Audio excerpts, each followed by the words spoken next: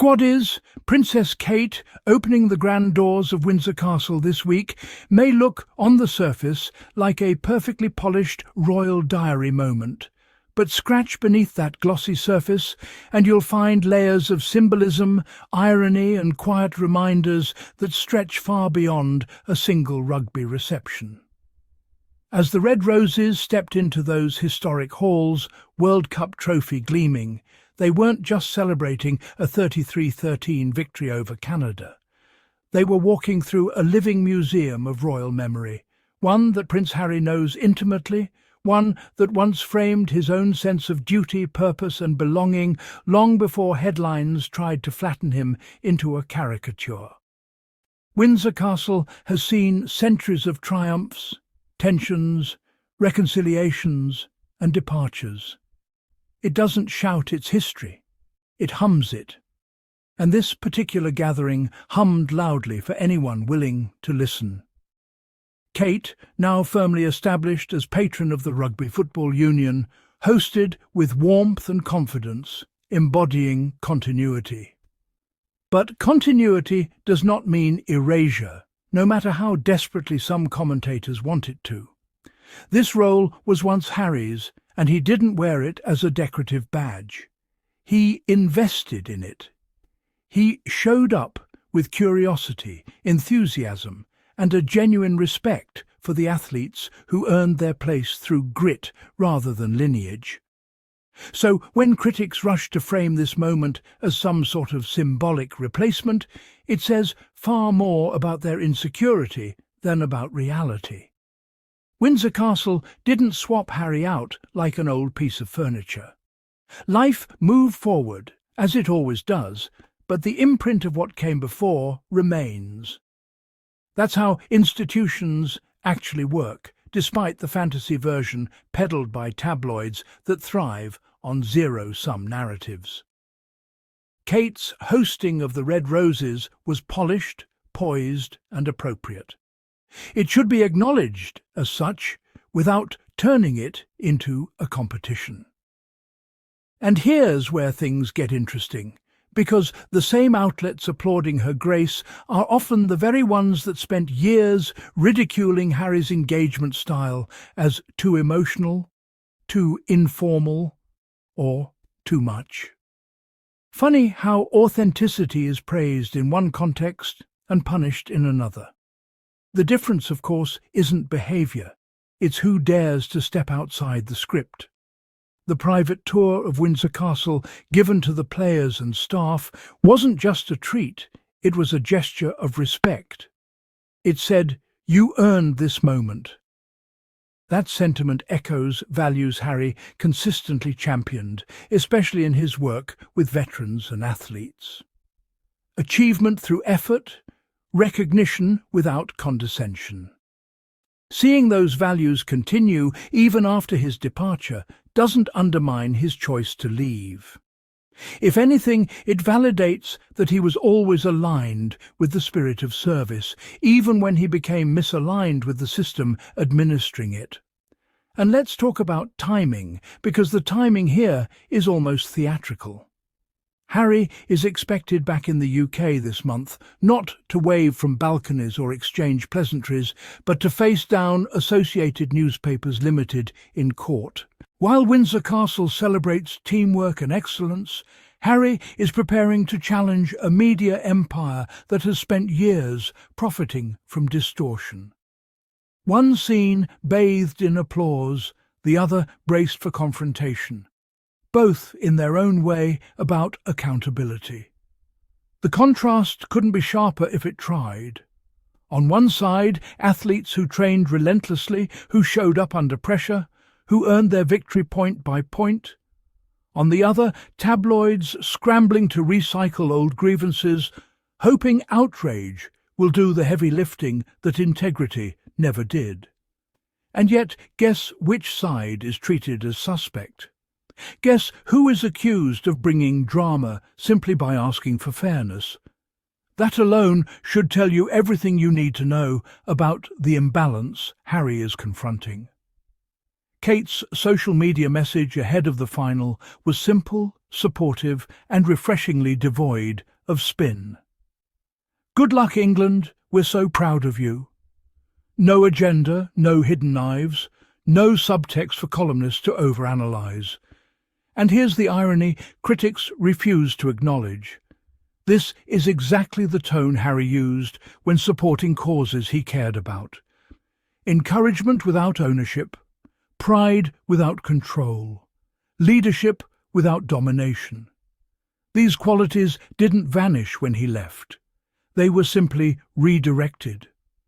Rugby itself becomes a fascinating metaphor here. It's a sport built on resilience, teamwork and respect for rules, even under physical strain. Harry has often spoken about resilience, about standing firm under pressure, about knowing when to absorb a hit and when to change direction. Watching Windsor Castle celebrate a rugby victory while Harry prepares to challenge a system that refuses to play fair feels almost poetic. The sport honours rules. The tabloids exploit loopholes. And Harry is the one being criticised for insisting the rules apply to everyone. The Wales household's much publicised rugby rivalry adds another layer to this story. William as patron of the Welsh Rugby Union, Kate backing England, light-hearted banter splashed across headlines as charming and relatable. And it is charming. It's human. It shows a side of royal life that feels accessible. But here's where the double standard roars back into focus. When Harry sought a similarly balanced human existence for himself, Meghan and their children, it was framed as rebellion, betrayal, or weakness. Normalcy is celebrated when it fits the narrative and condemned when it threatens it. That's not coincidence, squaddies. That's control. We're told endlessly about Prince George attending Six Nations matches, absorbing sporting culture, learning camaraderie. We hear about Princess Charlotte and Prince Louis exploring sports at school, building confidence, discovering teamwork.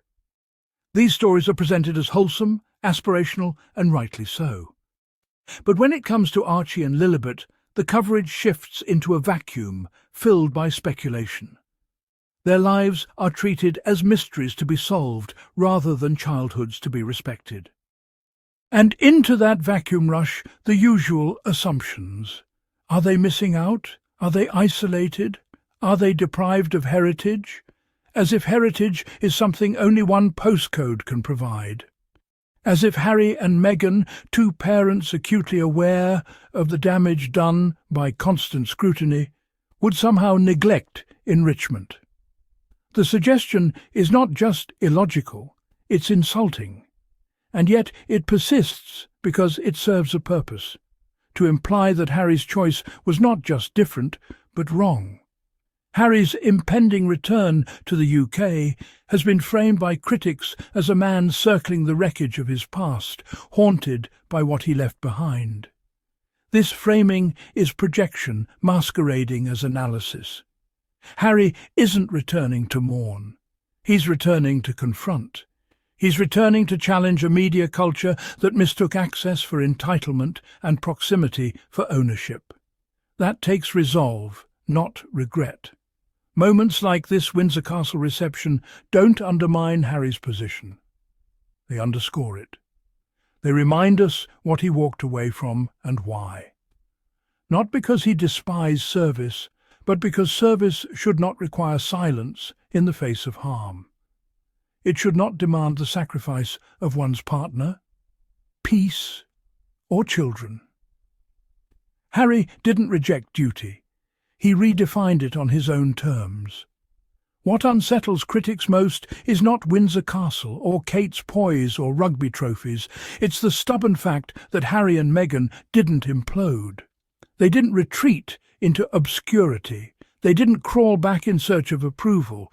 They built a life that prioritizes autonomy and that independence terrifies systems built on hierarchy. Meghan, in particular, remains the lightning rod. She is dissected, doubted, and demonized by people who claim exhaustion while producing endless commentary about her existence. The obsession is almost comical. Every silence is interpreted as strategy, every appearance as provocation. And through it all, the accusation remains the same, that she disrupted something sacred. In reality, she exposed something fragile. Let's be unequivocal here, because clarity matters. Acknowledging that Kate carried out her role well does not diminish Harry and Meghan. The world is not a seesaw where one must fall for another to rise. Kate, hosting the Red Roses with grace and competence, can coexist with Harry's courageous decision to step away from an environment that no longer aligned with his values. Only those addicted to conflict struggle with that coexistence. Windsor Castle hosting champions doesn't signify what Harry lost. It highlights what he learned. He knows the rituals, he understands the weight of history, and he also understands the cost of silence when your life is being monetized without consent. That understanding didn't weaken him, it sharpened him. It made him willing to challenge institutions far larger than himself, armed not with bitterness, but with resolve. As Harry prepares to walk back onto UK soil, the noise around him grows louder, more frantic.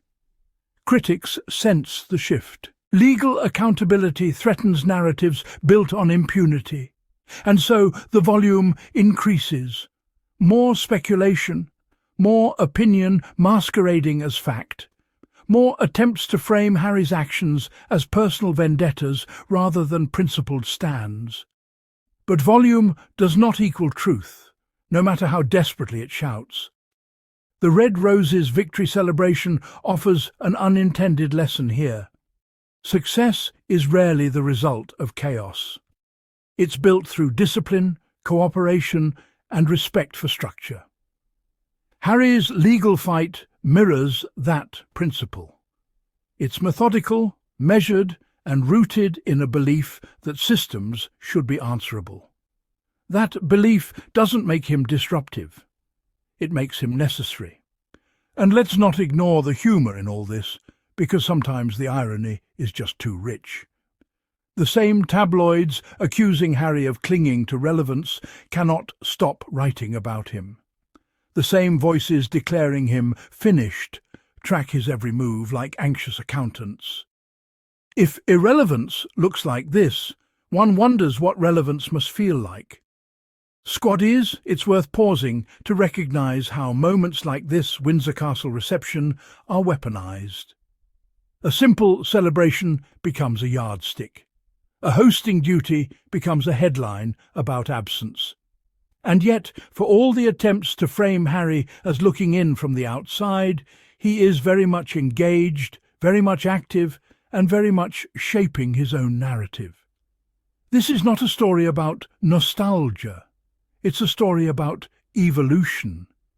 It's about recognizing when an environment no longer allows you to be your full self and choosing a different path, even when that choice invites backlash. Harry's journey has never been about rejecting where he came from. It's been about refusing to be trapped by it. As the applause fades from Windsor Castle and the Red Roses carry their trophy forward, the significance of the moment lingers.